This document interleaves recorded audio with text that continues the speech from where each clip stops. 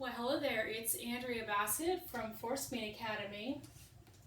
And if you don't want to use this or this or this, though it's very cute, as your terrine mold anymore, but you have this,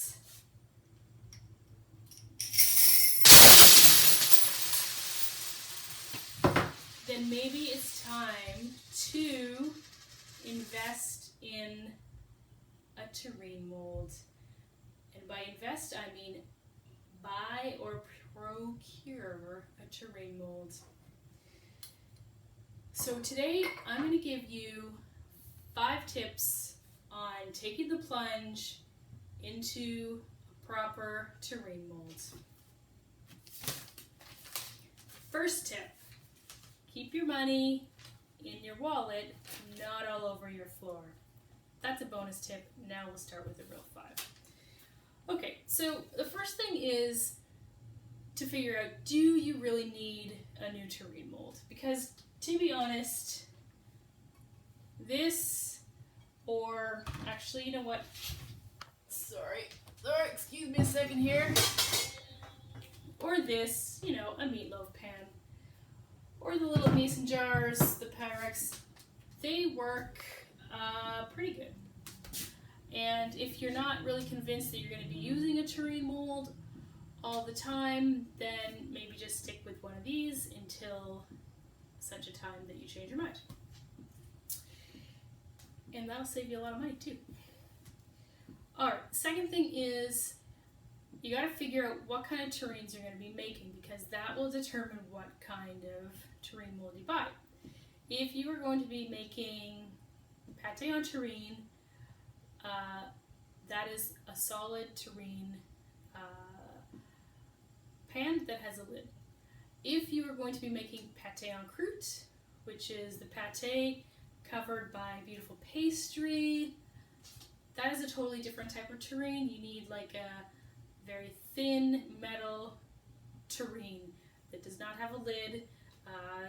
A lot of them have hinges and they totally come apart, so you can unveil your terrine correctly. So yeah, don't buy the wrong one. So the rest of the tips, and the tip before this one actually, we're going to assume that you're making pate en terrine, which is no crust. Alright, so the third tip is to steal from your granny, because you know there might be one of these terrines lying around from your mom, your aunt, your grandma, your grandpa, that's like way in the back of the cupboard that's not getting any love, that you could adopt. So if that's an option, you know, use that. The 4th tip is to work within your clumsiness factor. So when you buy solid terrine, you know, like that's made of a breakable material, or made of a thick material like that, they come in ceramic, stoneware, porcelain, stoneware, silicone, and enameled cast iron. And silicone obviously is not going to break, but I don't know if you want to be eating out of that. The porcelain and the stoneware, they will, if I did that little quarter trick with one of them, could smash all over the floor, right? Shatter all over the floor. The enamel cast iron terrine, however, it's not going to break.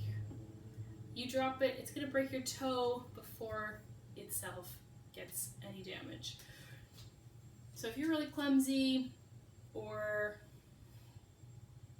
you know you have clumsy people in your house, or careless people, or you tend to like, you know, store things just on the edge of the counter just like this, you might want to go for the enamel cast iron, so it is totally safe no matter what happens to it.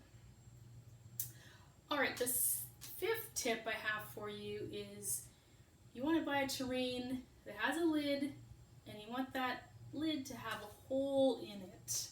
So this is because when it's cooking, you know, steam is created, even though you always cook it in a water bath.